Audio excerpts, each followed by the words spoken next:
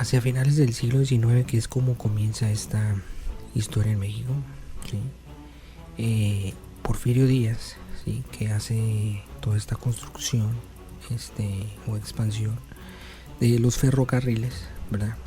Manda a traer mucha mano de obra de China, ¿sí? Para explotarla aquí, construir los ferrocarriles y todo eso. Bueno, junto con esta mano de obra de China, pues vienen muchos negociantes, ¿no? Incluso viene gente de San Francisco, también, que también eran chinos, por un terremoto que pasa allá, había un racismo también, y mucha gente se viene acá por la cantidad de trabajo, acá a México, para trabajar en la construcción de los ferrocarriles con Porfirio, repito. Entonces, esa comunidad, ¿sí? Eran fumadores de opio. ¿Sí? Ojo con ese dato, este dato es muy importante para entender la génesis, ¿sí? Que vamos a tratar más adelante, pero vamos a enfocarnos ahorita en México, ¿sí? Bueno, este negocio, ¿sí? El comercio, ¿verdad? Empieza a ser manejado por ellos, ¿sí? Obviamente para esa comunidad, ¿sí? La goma de opio, etcétera, la morfina, todo eso. Bueno, más o menos ya para los tiempos de la revolución, cuando está Huerta en el poder, si mal no recuerdo, envían a un general, ¿sí? Hacia Mexicali. Todavía no era Baja California, se me hace, creo que era un cantón, Mexicali. Porque todo esto, esa mano de obra se enfocó casi siempre en la zona norte, ¿no? Bueno, este general se llamaba Esteban Cantú Jiménez, ¿sí? Era de Nuevo León. Sí, entonces va y observa este negocio enorme del opio que tenían los chinos. Entonces, ¿qué hace? Pues se apropia del negocio, ¿sí? Este dato es muy importante porque en aquellos tiempos revolucionarios y todo eso, ¿verdad?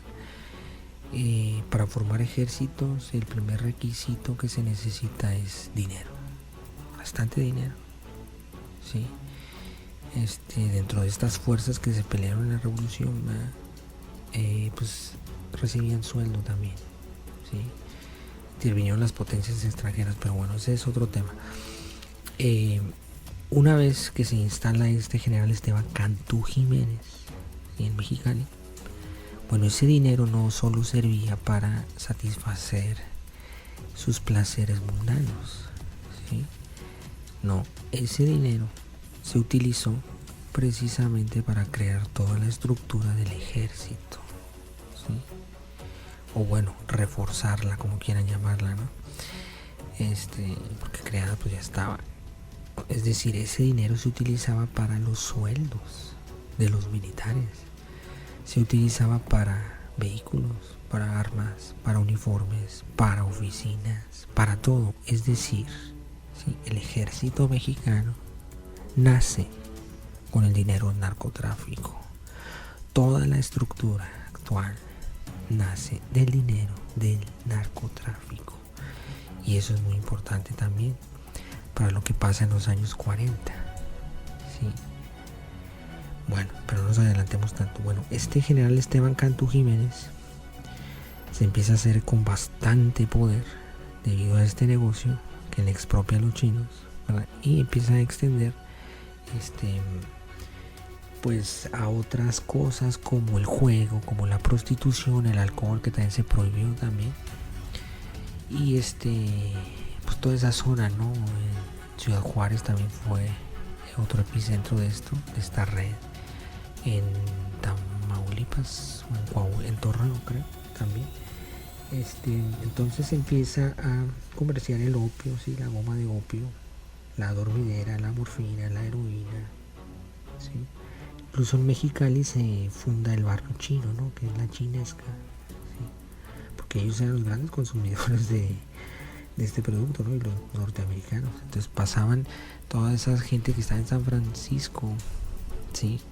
La comunidad de chinos que también está en San Francisco, pues servía precisamente para traficar ese opio hasta allá, ¿no? Eran los grandes consumidores, ¿sí? De todas estas drogas que en ese momento todavía no estaban prohibidas, ¿sí? La prohibición creo que ocurrió hasta 1912, ¿sí? La prohibición del opio en La Haya y en los tratados de la Convención Internacional del Opio, que se llama. Entonces, uno de los ayudantes de este Esteban Cantú Jiménez era un general, bueno, en aquel entonces no sé si sería general todavía, se llamaba Abelardo Luján Rodríguez, ¿sí? Él, pues ya se hace su ayudante, conoce bien este negocio y luego va y chismea todo a México, ¿verdad? De cómo el poder de Esteban Cantú había crecido y el ejército empieza a recibir dinero, ¿verdad? De ahí, de esta manera fue como lo hicieron. Tiempo después, ¿sí? Este señor, Abelardo Luján Rodríguez, es enviado nuevamente al territorio de Esteban Cantú, pero ahora para quitarle el negocio. Esto ya estamos hablando de los tiempos de Plutarco Elías Calles, más o menos, ¿sí? Entonces va, ¿verdad? Y se apodera del negocio, lo quitan. Esteban Cantú, curiosamente, ¿sí?, huye y es protegido en Estados Unidos, ¿sí? Le dieron una visa y allá se quedó, ¿sí? Entonces, de esta manera, el general, ¿sí?, Abelardo Luján Rodríguez, se apropia de todo el negocio, ¿no? Todo el comercio de droga, alcohol, prostitución, ¿sí? Incluso, por ejemplo, ahí en Ciudad Juárez, me parece que era muy amigo de un señor que se llama Antonio Jaques Bermúdez, muy conocido por ser precisamente socio de Al Capone, con el que pactaba tratos ahí en un lugar que se llama Kentucky, en un bar muy famoso porque ahí se inventó la margarita, creo. Bueno, este general, ¿verdad?, se empieza a hacer con mucho dinero, mucho poder, ¿sí?, a tal grado, ¿sí?, que en 1932, ¿sí?, este general narcotraficante se hace presidente de México, ¿sí? Así incrementó su poder. En Estados Unidos, el uso y la venta de estas sustancias psicoactivas en aquellos tiempos, en particular del opio, la marihuana y la cocaína, eran legales, ¿sí?, desde el siglo XIX hasta primeros del XX. Entonces, las compañías farmacéuticas, ¿sí?, y las operaciones comerciales de remedios caseros añadían estos últimos derivados del opio, como la morfina, el láudano, la heroína. En general, los opiáceos era una de las pocas sustancias que efectivamente controlaban el dolor, ¿sí? También se añadía incluso cocaína a productos medicinales y recreativos, por ejemplo, en cigarrillos y refrescos. Por ejemplo, la Coca-Cola usaba hojas de coca, ¿sí? Hasta 1903 la siguió utilizando. La explosiva demanda de los narcóticos en Estados Unidos, ¿verdad?, también atrajo, pues, obviamente la atención en México, ¿verdad? Entonces, mientras el clima en Estados Unidos no era apropiado para la horticultura de la dormidera, ¿sí?, en México había una zona muy propicia para ello, ¿no?, con una temperatura ideal, ¿sí?, para el cactus. Las condiciones para el cultivo de opio eran particularmente ideales en el Triángulo Dorado, que es una región en la Sierra Madre Occidental, ¿sí?, que es donde se juntan los estados de Sinaloa, Durango y Chihuahua. Ahí floreció la producción de la dormidera. En la década de 1860 la habían introducido los chinos, ¿no?, que muchos de ellos habían sido expulsados de Estados Unidos y llegaron por vía marítima a Sinaloa. Sí, entonces, como ya dijimos, la mayoría de ellos trabajaba en los ferrocarriles y en las minas, ¿sí?, pero muchos de ellos se dedicaron a este negocio, ¿no?, muy lucrativo. Entonces, luego esta población, su número creció luego de que Estados Unidos prohibiera la inmigración, ¿sí?, porque declaró una ley que se llama Ley de Exclusión de Chinos en 1862, ¿sí?, y esto propició a que este negocio se concentrara más en la zona norte, ¿no?, en la República, ¿sí? En la primera década del siglo XX, el número de chinos que vivían en México, ¿sí?, se se quintuplicó, ¿sí? Pasando más o menos de 2.600 a 13.200. Y los optaron, muchos de ellos, por dedicarse precisamente al cultivo, ¿no? Por este crecimiento de la población, ¿no? Entonces eso es lo que convirtió realmente en lucrativo el negocio, ¿sí? Bueno, durante y después de la revolución, ¿sí? En las décadas de 1910 1920, se les unieron algunos de los muchos campesinos mexicanos, ¿no? Que estaban empobrecidos, por la devastadora guerra que acaba de pasar. Entonces, a lo largo de esas décadas, los inmigrantes chinos y sus descendientes fabricaron una burda red de narcotráfico.